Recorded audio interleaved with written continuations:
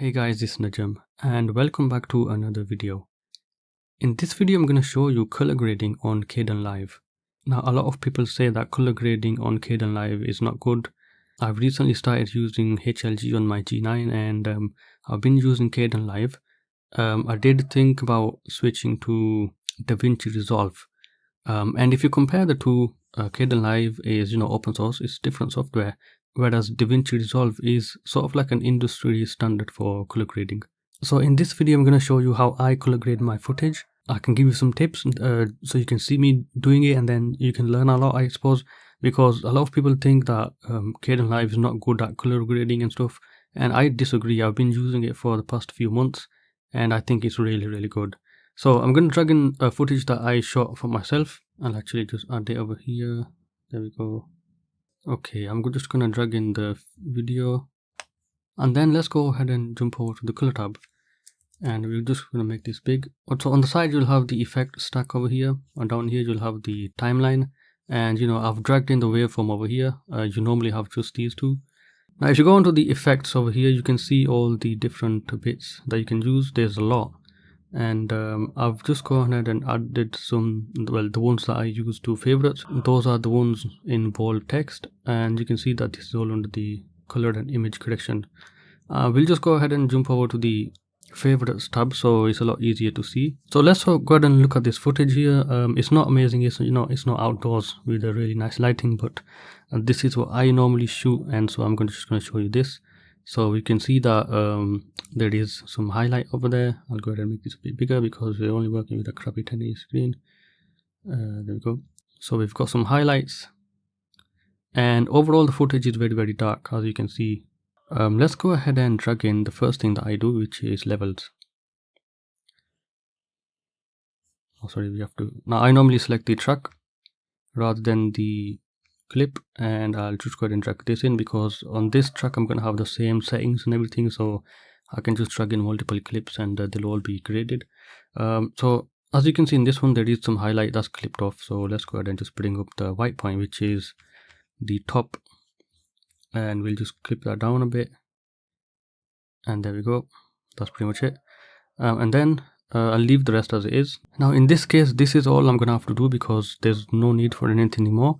If I go ahead and go over to some different bits in the video, you can see that it is a little bit dark. I would like it a bit brighter than this, and so I'm gonna go ahead and bring up the gamma, and we'll just go ahead and bring it even higher so it's really easy to see on lower brightness displays. I'll just go ahead and put this on 2000.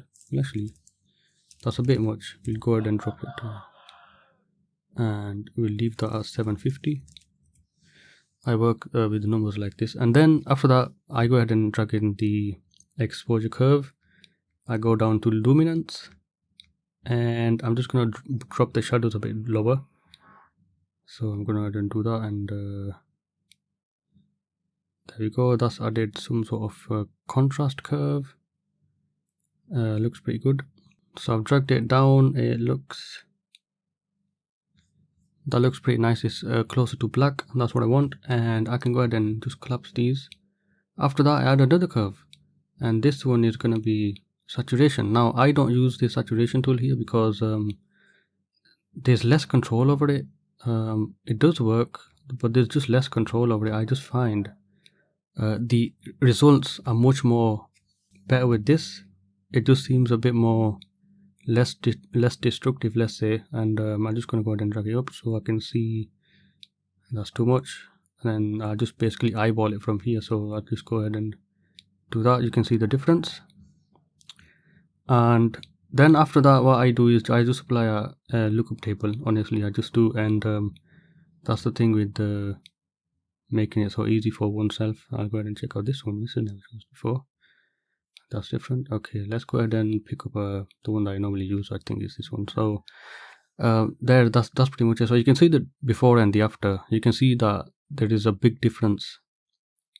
It's just color grading, and I sometimes just mess about with these ones over here. Asti is very nice. You got Provia is pretty nice. Looks cool. We can go ahead and just check out the difference, and you can see that the tones in the hands changing and everything. in Astio it's a bit more ethereal. It's a bit more, well, I don't know what the term is, but you can see it changes the color. So if that's not something that you want, you could use a different one. And also, if you just don't want to use it, then just go ahead and get rid of it. I will actually say that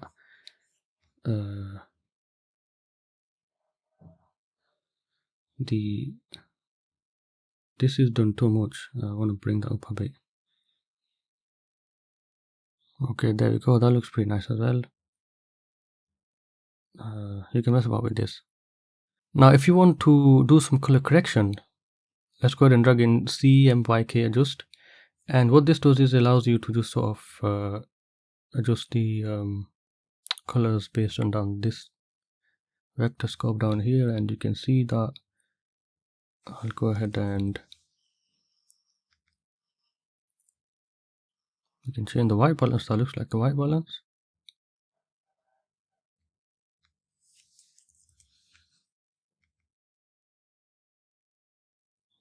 You can change the blacks. I've never used this tool and I should use it more often. I don't really make things complicated, but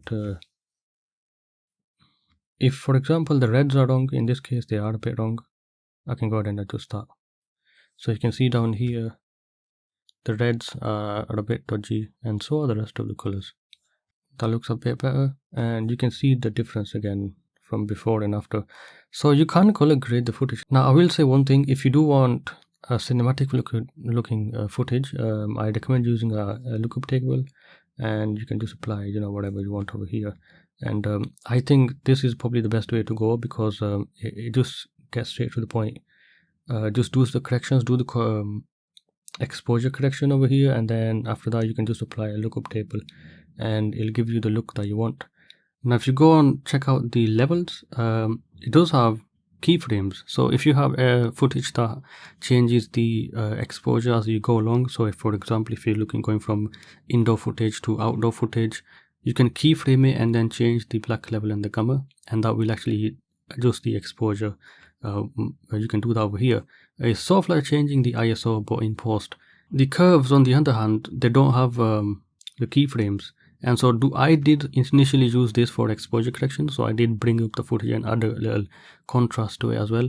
But I noticed when I'm going from indoor to outdoor footage or something like that, where the light changes a lot, then there's no adjustment on that, and you can do that with this. It looks pretty cool, and I don't have any footage to show you that for right now, but as you can see, I think that's pretty nice footage.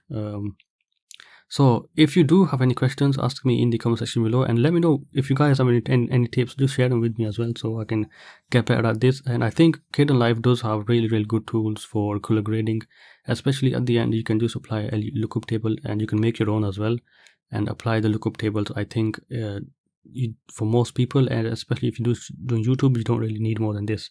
So thank you guys for watching. I'll see you guys in another video.